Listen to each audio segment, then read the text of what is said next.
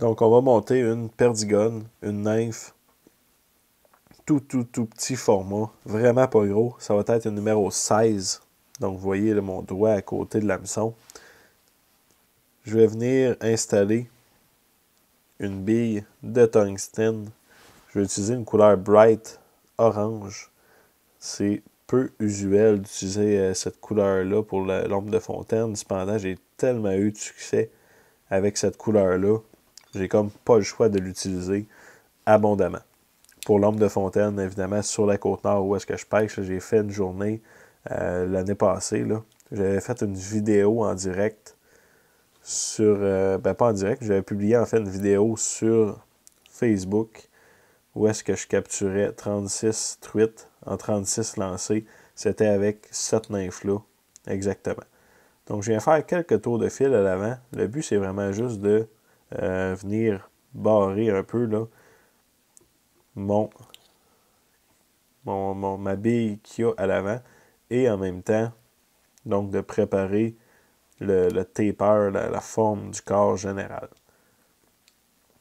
Par la suite, je vais me rendre jusqu'à l'arrière en utilisant des tours de fil vraiment collés les uns sur les autres.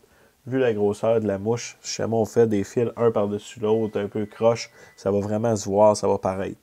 Donc, pour faire la queue, je vais venir prendre du coq de Léon, qui est une plume de coq dont le rachis est assez long, mais assez rigide également. Ça fait vraiment un beau résultat, en plus d'avoir des marbrures à l'intérieur qui donnent vraiment là, un effet qu'on voit de loin. Je viens faire environ la longueur du corps pour la queue. Je viens attacher complètement à l'arrière de ma mouche la queue et je viens attacher jusqu'à ma bille à l'avant. Donc encore une fois, ça permet là, de faire monter un petit peu la grosseur de mon corps en taper. En fuseau serait le mot en français. Par la suite, je ramène mon fil de montage jusqu'à l'arrière pour venir installer le tinsel qui va me servir à faire le corps. Le tinsel, je prends du Uni Miller couleur Peacock. Donc, le derrière là, est orange. C'est Peacock et orange. Je prends la plus petite taille qui se fait, soit 1/69e de pouce, numéro 16. Donc, ça se trouve à être là, du X small. Pour une mouche numéro 16, là, ça prend vraiment quelque chose qui n'est pas gros. Comme je veux que ce soit le côté peacock qui ressorte, je viens attacher le côté orange sur le dessus. Je vais attacher jusqu'à l'avant.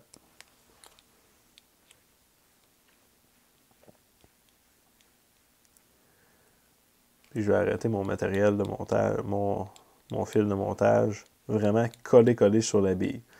Parce qu'il va seulement avoir un petit collet, c'est tout.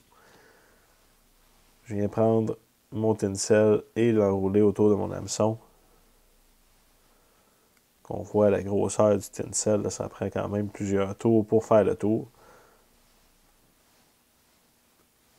C'est assez fragile comme tinsel à cette grosseur-là, bien évidemment. Donc, je ne viens pas mettre une super grosse pression dessus. De toute façon, ça va être recouvert tout à l'heure avec de la colle UV.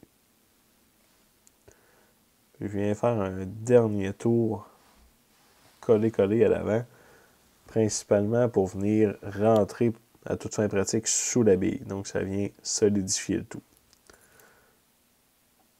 Je viens couper l'excédent. Puis là, je viens juste avec mon fil de montage faire un collet.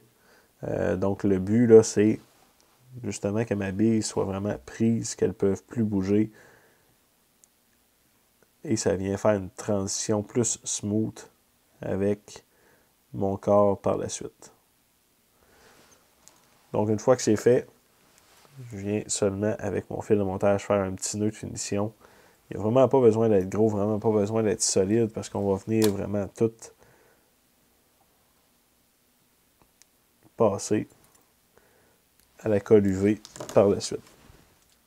Donc là, on voit la grosseur de la mouche, vraiment minuscule. Il ne reste plus qu'une seule étape, c'est de venir avec la colle UV finalisée. Pour la première couche, j'aime ça prendre de la Flow donc la plus liquide qui se fait. C'est pratiquement là, de la laque. Donc la première couche, elle, va venir pénétrer dans mon fil de montage pour solidifier la base. Puis en même temps, ça vient éliminer quelques imperfections qu'il pourrait avoir. Par la suite, je vais venir avec vraiment là, la tine pour compléter.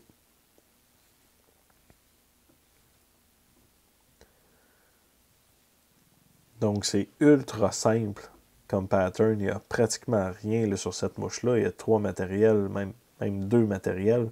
Les 3 chez moi, on inclut le fil de montage. Là.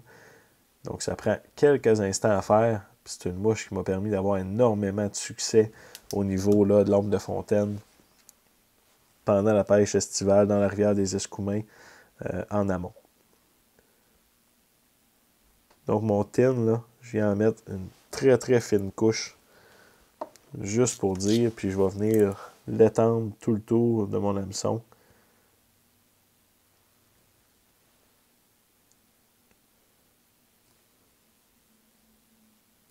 Je la fais un petit peu déborder sur ma bille à l'avant. Donc ça vient vraiment faire une transition là, seamless, qu'il n'y a pas aucun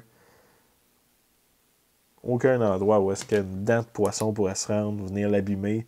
Donc c'est un montage qui est super durable. Tant qu'on ne la perd pas dans le fond ou qu'on ne brise pas l'hameçon, ça va durer. C'est presque indestructible comme montage. Ceux qui n'ont pas de colle UV, j'ai déjà fait à peu près la même chose en type de corps là, avec du vernis à ongles Sally Hansen. J'avais mis, si je me souviens bien, une dizaine de couches presque, des couches vraiment très très minces. Puis laissez le temps de vos couches de sécher. Puis vous allez être capable d'arriver environ au même résultat. Ça va juste être vraiment beaucoup plus long, évidemment. Là. Tandis qu'avec la lumière UV, c'est déjà prêt à utiliser. Donc, le montage d'une perdigone, une nymphe en numéro 16, très très petit diamètre.